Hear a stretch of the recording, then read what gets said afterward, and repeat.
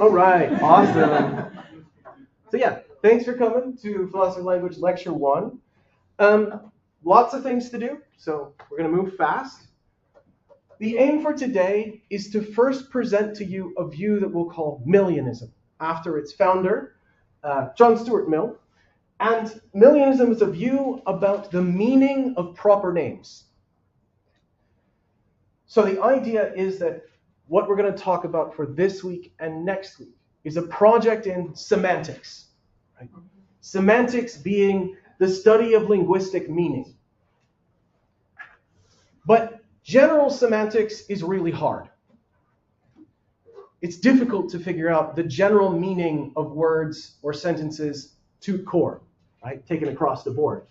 So instead, we're going to start with a very small section. Hopefully, an easy case. We'll figure out the easy case, and then we'll extend. As it's going to turn out, we can't even do the easy case, right? The easy case is going to be the meaning of proper names. Millionism is a traditional view about the meaning of proper names. So we're going to talk about that. And we're going to raise 4 puzzling cases that pretty much show that Millionism is untenable. Or at least it faces some pretty damn big problems. And that's going to then give us a launch pad to move into talking about Frege and Russell.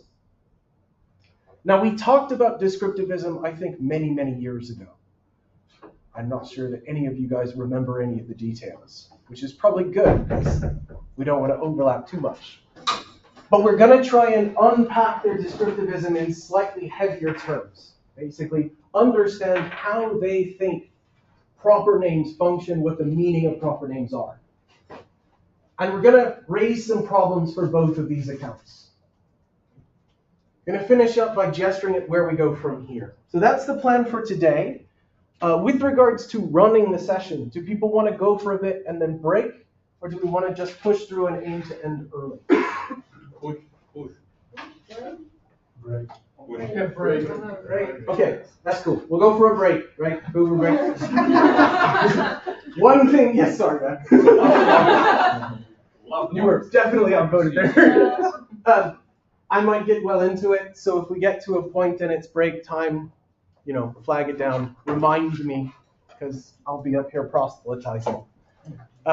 Okay, so that's the plan. Let's talk about Millionism. So Millionism, again, a view about the meaning of proper names. In fact, we can take a step back and recall, so hopefully this is a reminder. Proper names are a subset of a general type of notion, which we'll call singular terms. This is familiar, right? Hopefully, from way back in FOL times. Some of you might be having like NOM flashbacks right now, right? Yeah. Right? A singular term, isn't it? They're up in the trees, man. Is an item of language that purports to denote individual objects, right? So it picks out a single thing if it functions at all. Right? Proper names are a type here. Socrates is a proper name. It picks out, if it works, the dude, like that guy. Definite descriptions are also singular terms, because if they denote anything, they denote exactly one object. But note, the purport to is important here, because Santa Claus fails to pick something out, but is still a singular term. Right? It's a proper name that just doesn't pick anything out. Okay? So we're going to think just about proper names, at least initially, and then we're going to try and generalize out from there. Millionism says, cool, the meaning of a proper name is its referent. That's it. It's just flat. The meaning of Socrates is the dude. Right? I would pick him up and shake him at you if you asked me what's the meaning of the name. The meaning of Bucephalus. Does anybody know who Bucephalus is? Cool. The meaning of Bucephalus is Bucephalus, and I would shake Bucephalus at you. Right? You've already gathered one problem with this view. If you don't know what the referent is, you're going to have a really hard time grasping the meaning of the names. Because the meaning just is the reference. All you have are signs and objects. the words or phrases and the thing they denote out in the world. That's Millionism. Names tell us nothing substantive about their references. They are mere tags. Millionism has a lot to it. And in fact, it kind of makes sense, right? What's the meaning of Taj Mahal? Well, it's this big building, right? And I show you the building. What's the meaning of Nathan? Hey! What's the meaning of Tilburg? Well, here you are, right? Again, you can kind of see at least the initial idea. Millionism had a lot of tuck for quite a while. And note that this is in contrast to that idea-based view that we talked about in lecture 0. Because there, the meaning of a thing like Socrates would be your individual conception. But the problem with the individual conception was, ain't no way to get it from in here to any of you. So Millionism goes the other way around. It's nothing in here. None of this matters. It's that thing out there. That is the meaning. So it avoids the problem that we had with the idealistic conception. But it runs into problems of its own. Here are 4 problems. Our first one, we've already sort of mentioned. So what do we do with apparent reference to non-existence? Let's take the proper name Sherlock Holmes. There is no such thing. And if we look out in the world, there is not, there never has been such an object.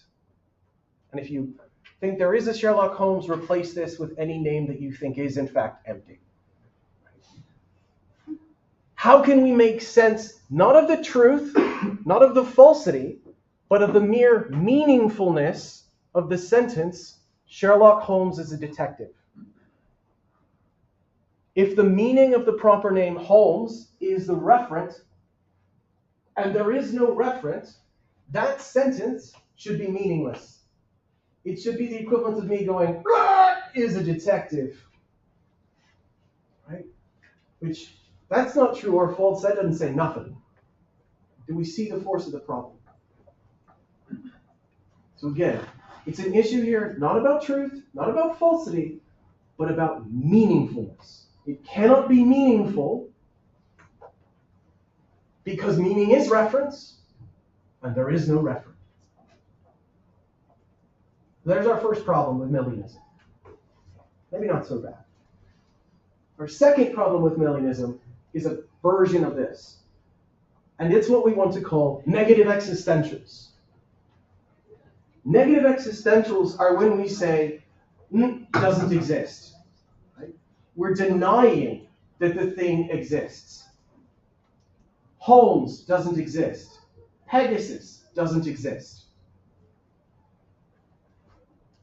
In fact, I gave you a version of it earlier. Santa Claus doesn't exist. Right? Now the problem is, given Millionism, that's not meaningful.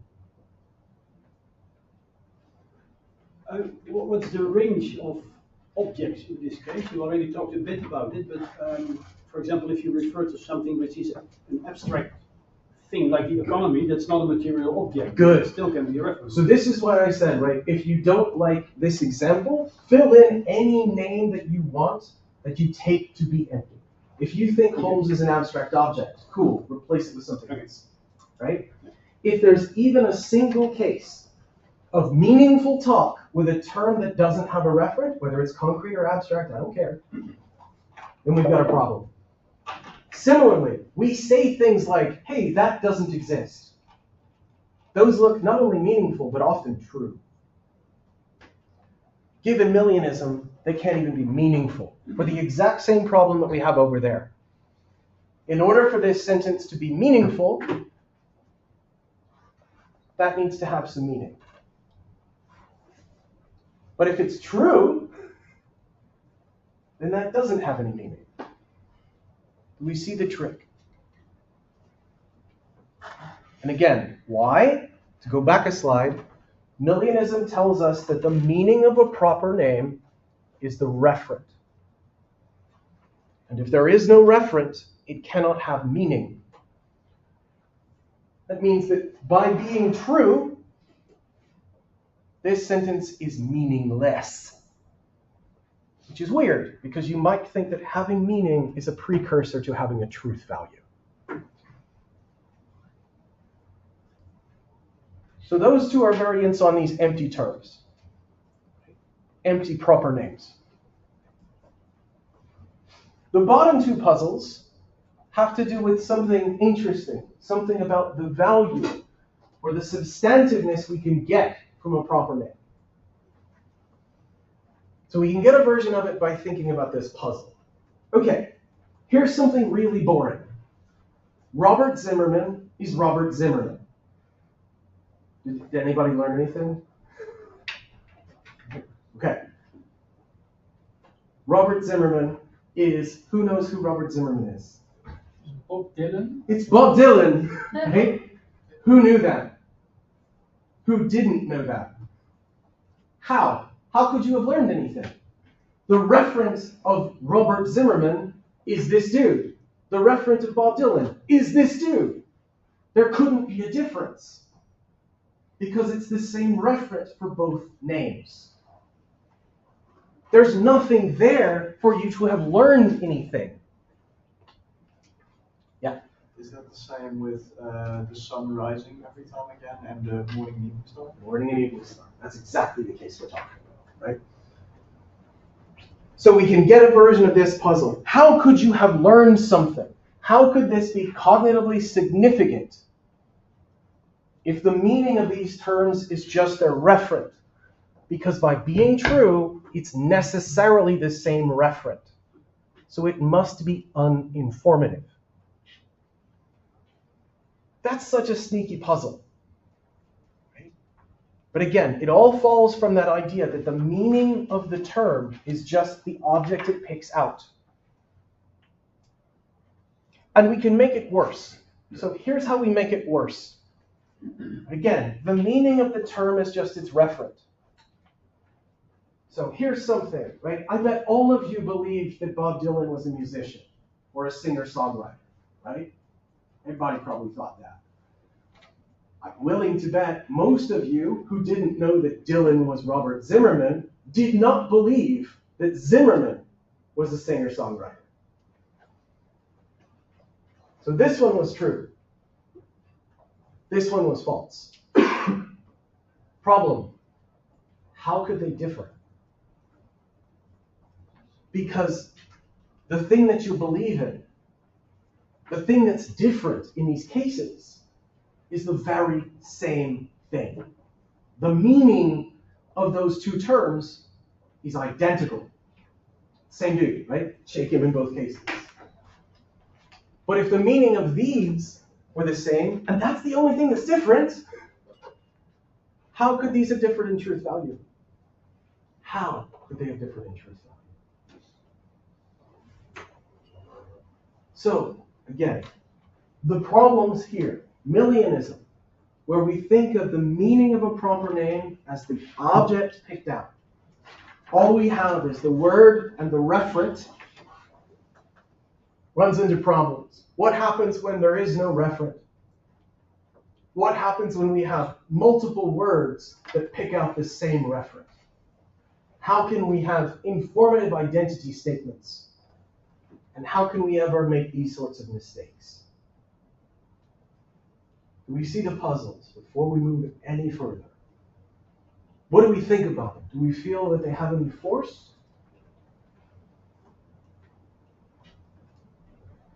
Sure. Yeah. We can see, can everybody see how, like, okay, this is a problem for this million view. Now here's, I went through it real fast, but I think most people buy the million view about proper names. I think most people think that the meaning of a name is just the kind of thing picked up. And now here, when I say meaning of the name, I don't mean anything like, hey, the meaning of Nathan means gift. I mean like the meaning of the name Nathan when we use it, right? To pick something out. The meaning is meaning. I think there's something really plausible there. So I didn't spend a lot of time selling it to you. I'm here to kind of wreck it and move on. But I think there is something very intuitive there. But it runs into some buzzsaws. Everybody makes mistakes. So that's our background. That's where we're going to start from. There's one other bit of background I want to raise, and this is really going to give you some non-flashbacks in a couple cases, right? Don't worry, it's just for a little bit. So Ramsey, probably, an excellent philosopher, let's just put it that way. Ramsey, talking about Russell's theory of descriptions, called it a paradigm of philosophy. By that, what he meant is it was a new way to make progress on philosophical problems in a way that didn't seem available or possible. And the thought was we could perform detailed analysis of natural language, English, Dutch, German, by moving into various semi-logical formulations. And the benefit here isn't moving entirely into something like FOL or TFL or anything like that, but by being clearer, using something like logical notations, logical notions, we get away from some of the problems where language can mislead us. And the thing that's interesting here is there's an implicit distinction. And there's an implicit distinction between what we might call just everyday language and everyday languages versus a kind of quasi-formal conception of language. Everyday language is going to be a mess. But maybe something like these ideal versions of language are the ways to start. We think about an idealized version, not necessarily a full-blown like, hey, let's get out the quantifiers and let's start doing FOL kind of thing, but something cleaned up. Something not like the language we actually speak, but a better version. An idealized version. That's going to be implicit in what we're going to be talking about today and next week. Because Frege and Russell both wanted to push that a lot of these puzzles are coming not from anything philosophically deep, but they're coming up because we speak crappy natural language. And if we just spoke an idealized language, if we were better, then these puzzles would go away. Keep that in the back of your mind as we roll forward. And I mean, honestly, not just for these next couple weeks, but keep this in the back of your mind throughout the rest of the course, because this is going to be something we'll come back to implicitly a lot. And the related thing, much like we can see in this, Russell says when we're doing philosophy, maybe the best thing to do is to move to an idealized language. Something to come back to. Whether he's right. Okay, so that's the background. We've seen some problems with Millianism, so we need to move to something else. A different account of the meaning of proper names. Enter Frege. I should actually, let me go back real quick. Say, this is Frege, by the way. I want to say at the jump, Frege is one of the greatest logicians who ever lived. He is a shit person. He was an awful, awful anti-Semite. Really bad. I'm not going to talk about it. But the kinds of things that he did, the foundational work he did with regards to the nature of language is very hard to get away from. So this is one of those cases where very bad person probably did something good. But hey, okay. Fuck you. We'll very happily adopt your philosophy of language. That's where we are. Okay. So let's talk about Frege's system. And did people get a chance to read On Sense and Reference, the first little bit of On Sense and Reference? Honestly, one of my favorite philosophy papers ever. It's so good. So the paper starts with a weird question. Is identity a relation between objects or a relation between names? So if I say A equals B, or Robert Zimmerman is Bob Dylan, am I saying something about the relationship between objects, between the dudes, or in this case, dude, Or am I saying something about Robert Zimmerman and Bob Dylan? You guys remember use mention stuff, right? When I do the quotes? So is it a relationship about the names or about the objects? Weirdly, Frege doesn't actually answer the question in the paper. He implicitly does. And his implicit answer is neither. Because both lead to bad things. So to start, let's assume it's a relationship between objects. So here we have high quality pictures of the morning star and the evening star. These are the same thing. In fact, here's something really funny. They're not even stars. It's the planet Venus. Yeah. So, if we're told the morning star is the evening star, let's suppose that when we say that, we're saying there's an identity relation out in the world that holds between these objects, i.e. this one object. Okay? Well, here's the problem. If I tell you the morning star is the morning star, you are probably going to be like, cool. If I tell you that the morning star is the evening star, you might learn something. Just think about Robert Zimmerman as Zimmerman versus Robert Zimmerman as Bob Dylan. These identity statements can differ in cognitive significance. You can learn something from one, but not from the other. But they cannot teach us anything if it's just about the objects, because they will be the very same things. This is Frege's puzzle that I just mentioned 2 slides ago. Give you a version of it. Or another example. Everyone familiar with Oedipus and Jocasta? Oedipus Rex?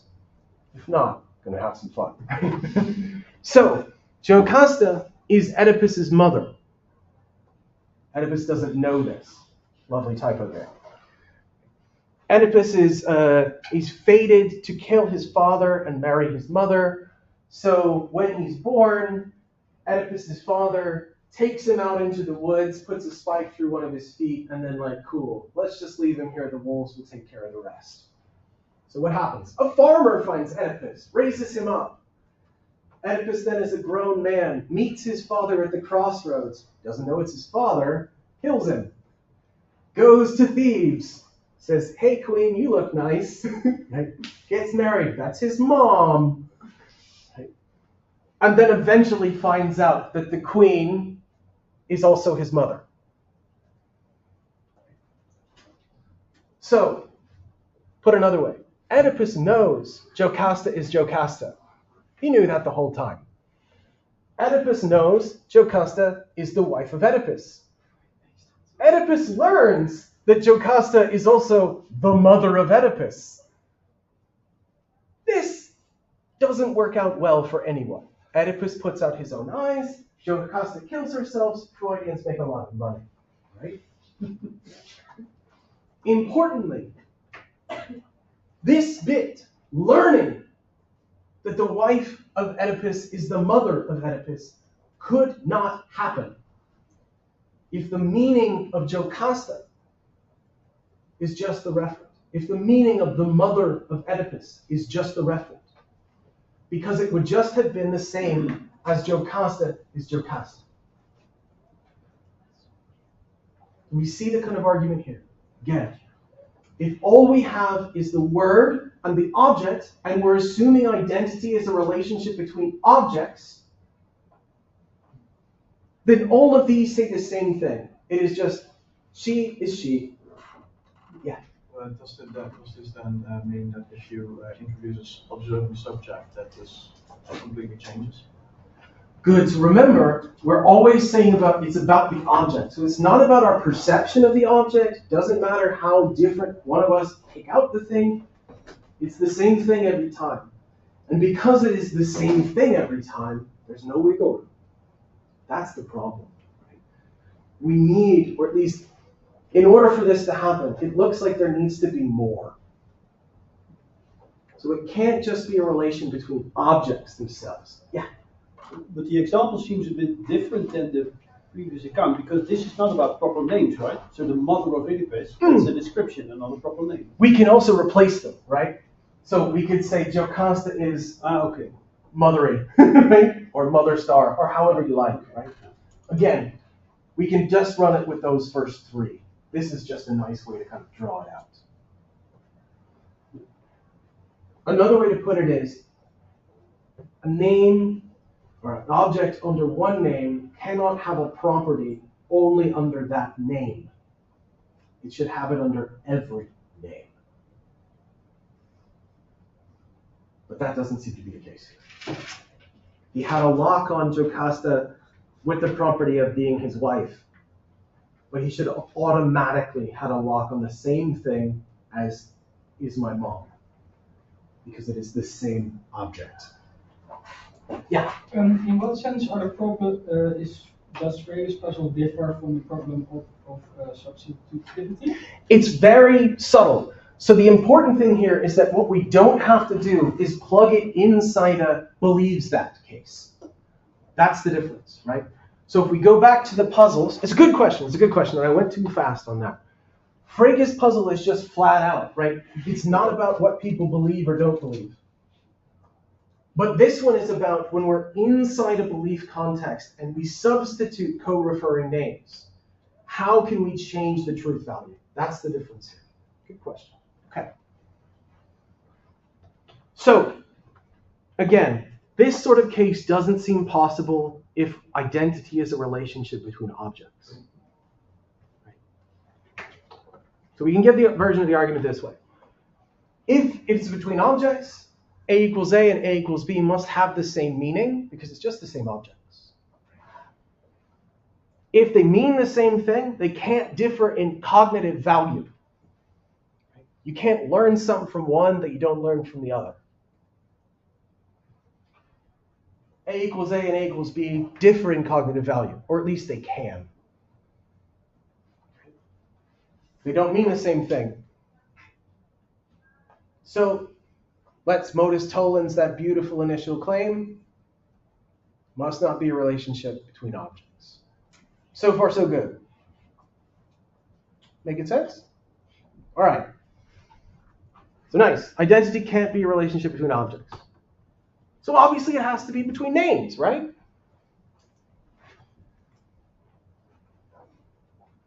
Problem. If we read it flatly, it's just false. The word Hesperus is not identical to the word phosphorus. One's got an H in the beginning. One's got an E. One's got some O's. See the problem? So it can't be that. It's not just that naive, right? It's not that literally they're the same word. Well, then what could it mean? Well, the only thing it could mean is that, they both refer to the same thing. Or that they can be used to refer to the same thing. Cool. That's true of any word. You can use any word as a proper name to pick out any fucking thing you want. I can start calling Vim Bill Gates' brother. Don't make him so. Right? Because what we're interested in here isn't just the mere fact that we happen to use these sounds to pick out this object. Because we can use any string of sounds we want to pick out any object we want, if it's out there. Learning that these two co-refer is more than that. Do we see the puzzle here? It's a little bit slipperier than the other case. We can hopefully clarify it by looking at kind of reconstruction. Right? If it's a relationship between names, then all we're getting from identity statements is that two terms co-designate. But this isn't telling us anything interesting. It's not telling us anything about, oh, hey, that star you saw in the morning is the exact same thing as the star you saw in the evening. It's just telling you that you can make some noises to refer to this one, and you can make some other noises to refer to this one. Put another way, Oedipus would just simply learn that he can use my mom to refer to Jocasta, but he could call her mommy whenever he wants to. Whatever they do in their bedroom is up to them. Thank you, at least for laughing. That was a better joke than you asked. So again, to put bluntly, right? If all we learn here is about how we can use words, we don't learn anything about the world. And sometimes we learn things about the world. You learned Robert Zimmerman, that dude, is a singer-songwriter. You didn't learn anything about the sounds Robert Zimmerman. You learned something about the world.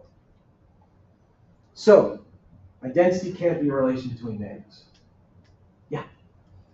So is this only specifically for proper names because definite descriptions have sort of baked into them that they tell us something about the...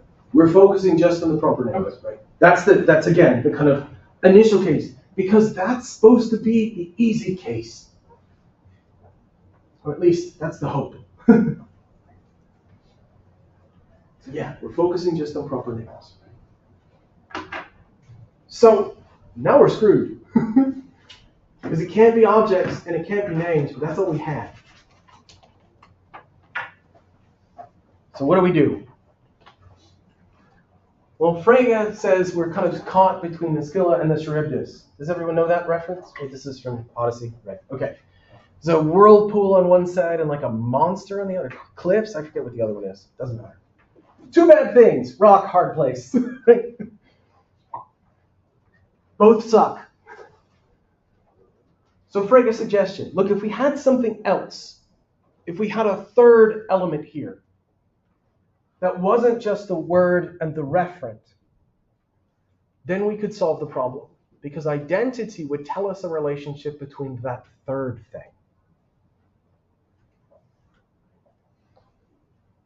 We can get another instance, and he talks about this. He talks about when at the point in a triangle, if we think about this point, you can pick it out in many different ways. It is the point that is the intersection between this vertices and that side. It's also between this vertices and that side, this vertices and that side. Here's the fun thing. Proving that is actually kind of hard. But of course, that should be trivial if identity is just a relationship between objects, because it's just this point every time. And don't stress about the example. So, what's the third thing going to be? Well, let's think. What has it got to be? It's got to do something like capture what we'll call a mode of presentation. Something like a description. Why? Again, think about the Oedipus case. He knew Jocasta qua mother. He knew Jocasta qua wife. The problem was when he realized that those two modes of presentation both denoted the same thing. We knew the evening star under that mode of presentation. We knew the morning star under that mode of presentation. It was an astrological discovery to find out that those both were modes of presentation for the same planet. This is a bit like encoding the description. So it's going to have to capture that mode of presentation. It can't just be the reference, because if it was, we're right back into the same puzzles we had a second ago. And it can't just be the word, because then we'd be right back into the same argument we had just a second ago. So far, so good? And it also can't be ideas, which seems like a natural idea. Ha ha ha. Right? And it can't be ideas because those aren't communicable. If the meaning of the term is my idea, then we run into that argument we talked about in lecture 0. I can't communicate with you. You can't communicate with me. That's bad. Ideas are essentially subjective. So the problem is we would never have what we call same-saying. We could never use a name to pick out the same object, because the thing in the middle would be different for every single one of us. The meaning of the term would be different for each of us.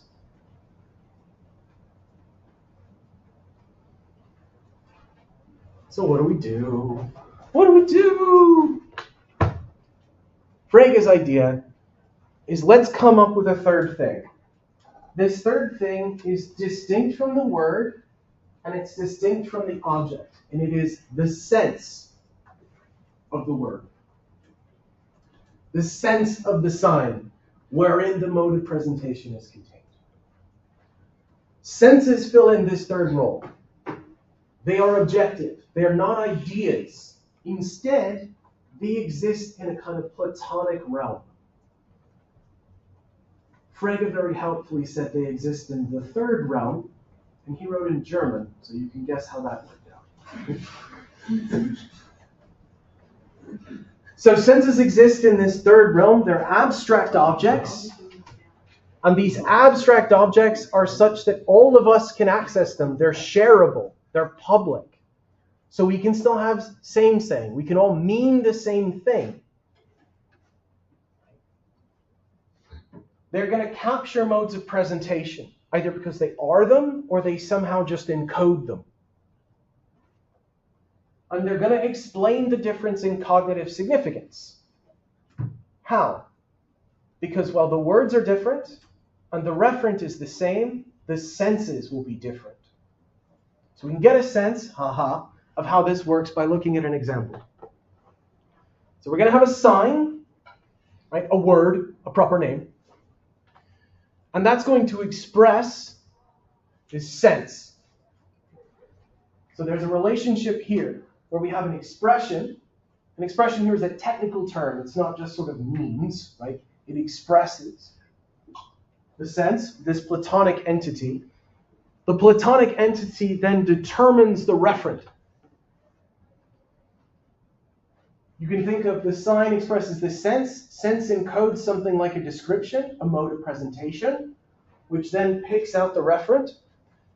And this is why you get denotation. This is why you get reference. Yeah. The sign's proper name? Okay.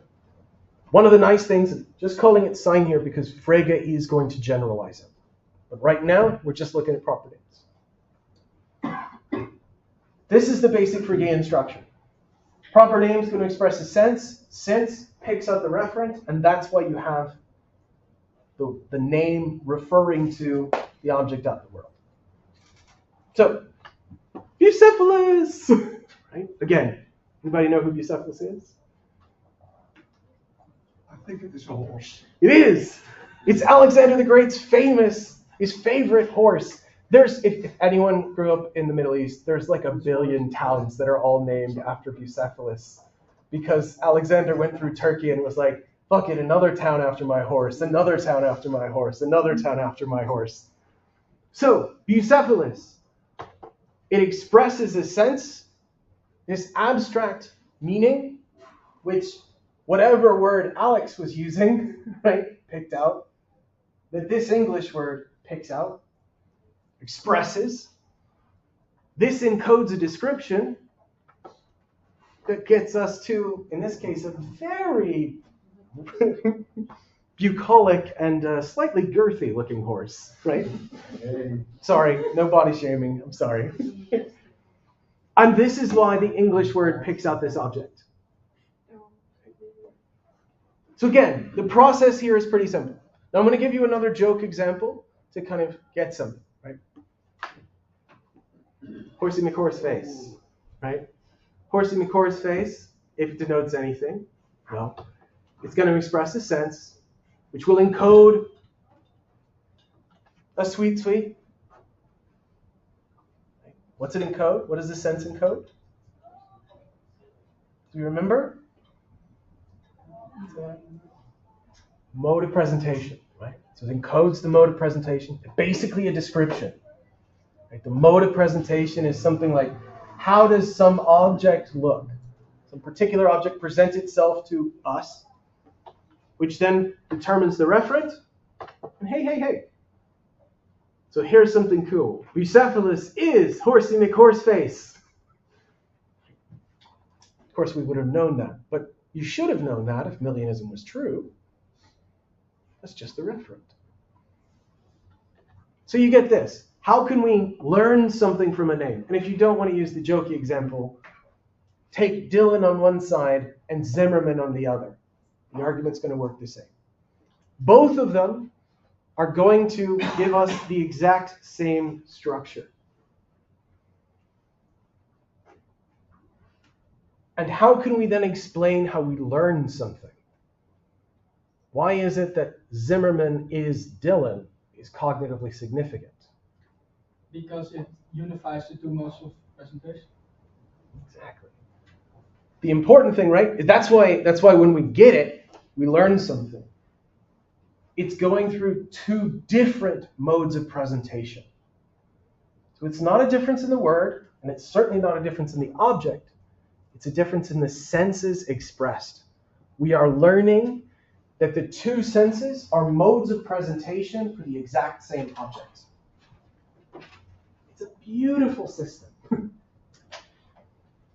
Because what does it do? Well, we have the word, we have the object, and we have this thing in the middle that's doing all the heavy lifting. The sense. Again, the sense is an encoding of something like a definite description. A mode of presentation for an object.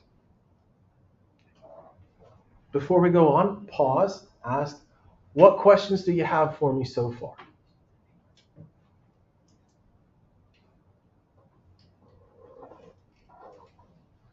Yeah, please. It's now break time. Yeah. That's why I thought I would pause and ask questions, and then we'll take a break. Yeah. I have one question. Please. How can it be that the senses are the same, but the mode of representation is the same? The senses are not the same. Well, I saw it in the PowerPoint slide. It said the senses give the same information. The senses pick out the same object. They do not give the same information. They are going to give different information, right? Again, think about it this way. Let's replace our silly object. Here's a fun one. Setting aside the fact that he doesn't exist. Sorry, guys. Have Bruce Wayne and Batman. Right? Why is it that when the Joker learns that Bruce Wayne is Batman, he learns something? Well, cool. The sense of Batman encodes a certain mode of presentation. The sense of Bruce Wayne encodes a different mode of presentation. So when the Joker finds out that Bruce Wayne is Batman, finding out that those two modes of presentation denote the same object, describe the same.